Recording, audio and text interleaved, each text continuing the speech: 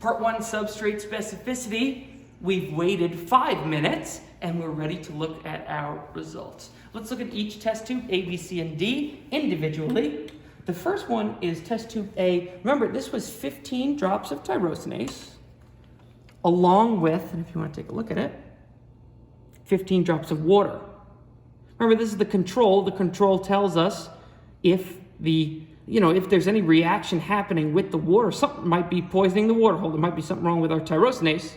So let's be careful. You can see the control does not change color. Let's write it on our data table. I just want to show you how to write on the data table. You've noticed here it's a little smudgy, but that's okay. Test tube A is the water, B is the catechol, resorcinol in C, hydroquinone in D. I did draw the molecules on the left side of this page, but they're a little yucky right now. What we're going to do is we're going to write in the color and write in the key. Where are we going to go for that? You could look here at your procedure. Here is the key. If it's negative with no color change, +1, light yellow, 2 pluses, dark yellow, 3 pluses, brown. Let's use it. We're starting with water. I say the water has no color change. So I'm writing that in. Exclamation point, I'm excited. No color change. What does that mean in the key? No color change. Negative. And we're good. Test tube B. This is the tyrosinase with the catechol. Oh my God. This is exciting. Do you see this? It changed color. Take a picture, take a screenshot. You can clearly see it's different than the control group.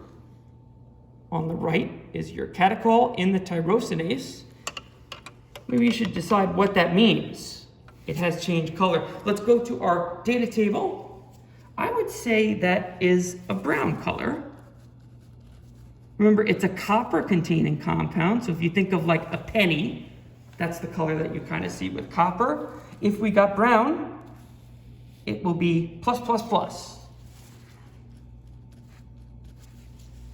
2 more to go. Resorcinol is in C.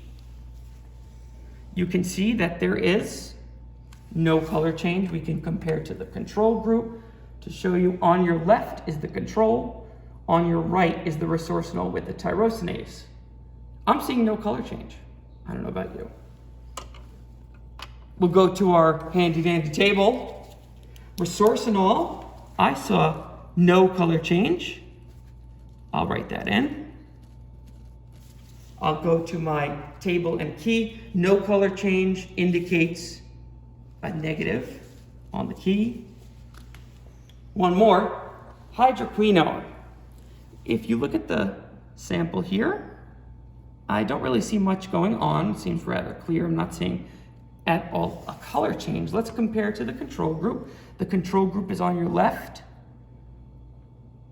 The hydroquinone and tyrosinase is on your right. I'm not seeing any color change. And so we'll write that on our table. I saw no color change. I'll write that in. And on the key, that is negative. You're going to answer the question, which tube showed the greatest activity? We'll see which one changed color. And then the second question, which substrate does tyrosinase catalyze? Make sure to record your observations and make some conclusions. I'll see you in the next part.